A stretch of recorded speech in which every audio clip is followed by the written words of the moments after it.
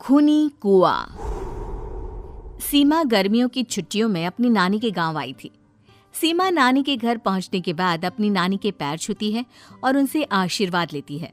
तभी उसकी नानी उससे कहती है, इतनी बड़ी हो गई मेरी सीमा, चल जल्दी से हाथ मुंह धो ले, मैं तेरे लिए खाना लगा देती हूँ। भूख लगी होगी ना? हाँ नानी, भूख तो लग रही है मुझे, आपके हाथ के बने हुए पीले दाल और चावल खाने की। कितना टाइम हो गया है मुझे आपके हाथ का बना हुआ दाल चावल खाए हुए। तू तो नौकरी में व्यस्त थी, तो तुझे कहाँ से टाइम मिलेगा अपनी नानी के लिए? और जब इतने टाइम बाद आई है तो ज्यादा टाइम के लिए रुक कर जाएगी तू। हाँ हाँ नानी, इस बार पूरे 2 महीने के लिए आई हूँ। सीमा की नानी अंदर जाकर उसके लिए खाना बनाने लगती है। सीमा कमरे में अकेली होती है, तभी उसे किसी औरत के रोने की आवाज सुनाई देती है। वो कभी खिड़की से बाहर झांकती है तो कभी दरवाजे से बाहर झांकती है। उसे समझ में नहीं आ रहा होता है कि आखिर रो कौन रहा है। तभी नानी खाना लेकर आ जाती है। वो अपनी नानी से कहती है, नानी, कोई औरत रो रही है क्या? मैं जब से यहाँ आई हूँ तब से मुझे यहाँ किसी औरत की रोने की आवाज आ रही है। हे भगवान, कहीं ये वही तो नहीं? बोलो ना नानी। अरे कोई नहीं रो रहा, ये तेरे मन का वहम है। और तू ना अब खाना खा ले, ज्यादा यहाँ वहाँ की बातों में ध्यान मत दिया कर। जल्दी से खाना खा और फिर मेरे साथ आ जा मेरे कमरे में, दोनों बैठकर खूब सारी बातें करेंगे। ऐसे ही अगले दिन सीमा अपनी नानी के साथ गांव के बाजार जा रही होती है। उसी रास्ते में फिर से किसी औरत के रोने की आवाज आती है। वो अपनी नानी से कहती है, अरे नानी, क्या सच में तुम्हें अभी भी किसी औरत की रोने की आवाज नहीं सुनाई दे रही?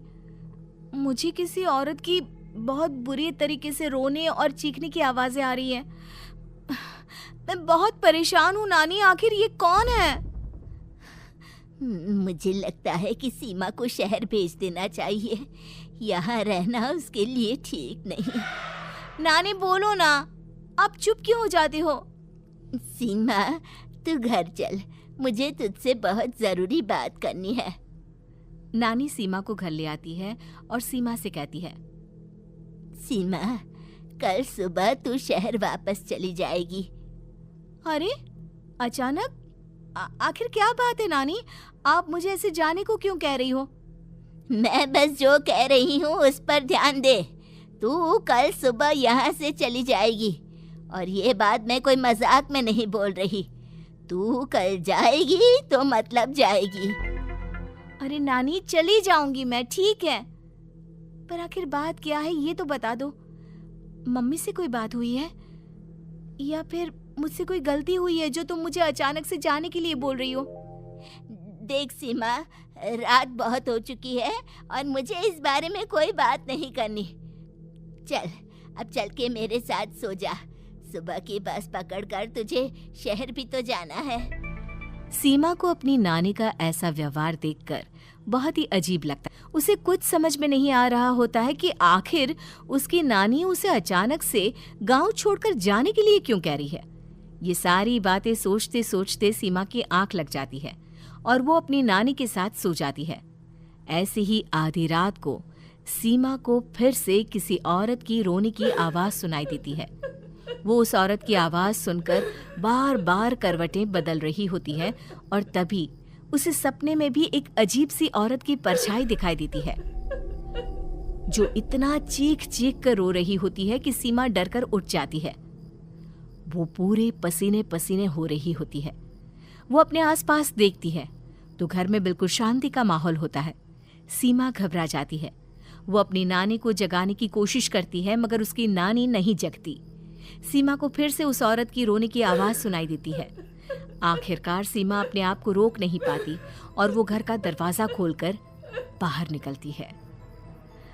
आखिर ये माजरा क्या है? आज तो मैं पता करके रहूंगी।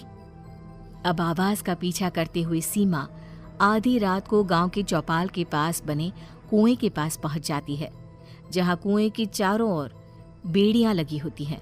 उन बेड़ियों में लगे हुए ताले के साथ एक लाल रंग का कपड़ा और माता रानी का कलावा बंधा होता है। उस कुएं में से सीमा को किसी के रोने की आवाज आती है।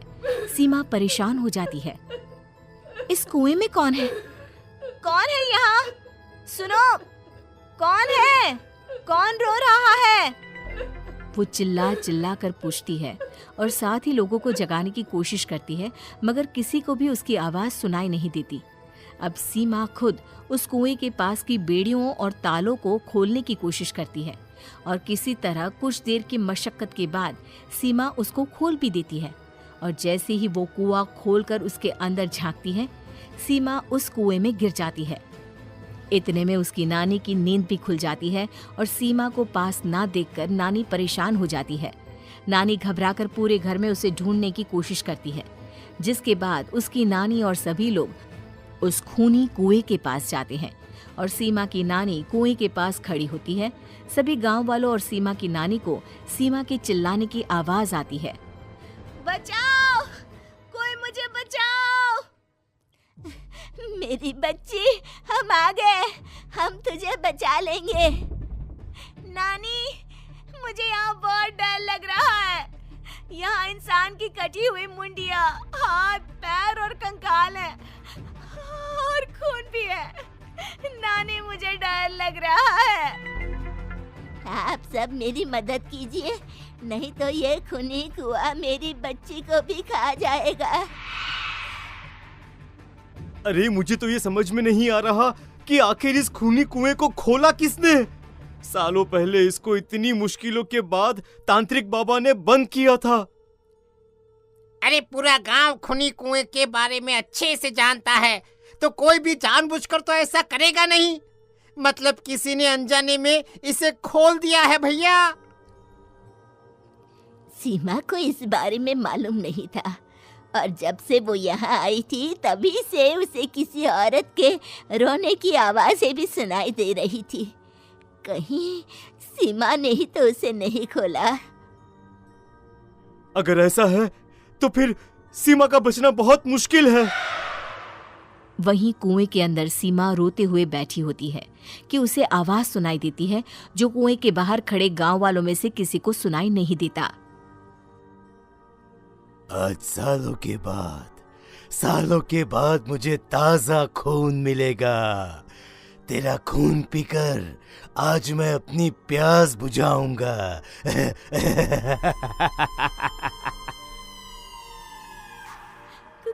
कौन है? मत मारो प्लीज, मुझे जाने दो प्लीज। मैंने किसी का क्या बिगाड़ा है? वो तुझे मरने के बाद पता चल ही जाएगा। जितने में गांव वाले और सीमा की नानी कुछ सोच पाते, उतने में उन्हें सीमा के चिल्लाने की आवाज आती है और अगले ही पल सब शांत हो जाता है। क्या हुआ? सीमा, मेरी बेटी। माफ करना बहन, लेकिन अब सीमा वापस नहीं आएगी। हमें एक बार फिर से कुएं को बंद करना होगा। गांव वाले तभी तांत्रिक को बुलाकर लाते हैं। एक बार फिर अपनी शक्ति से तांत्रिक बाबा उस कुएं को हमेशा हमेशा के लिए बंद कर देते हैं और वहां एक बोर्ड लगा दिया जाता है कि यहाँ आना मना है।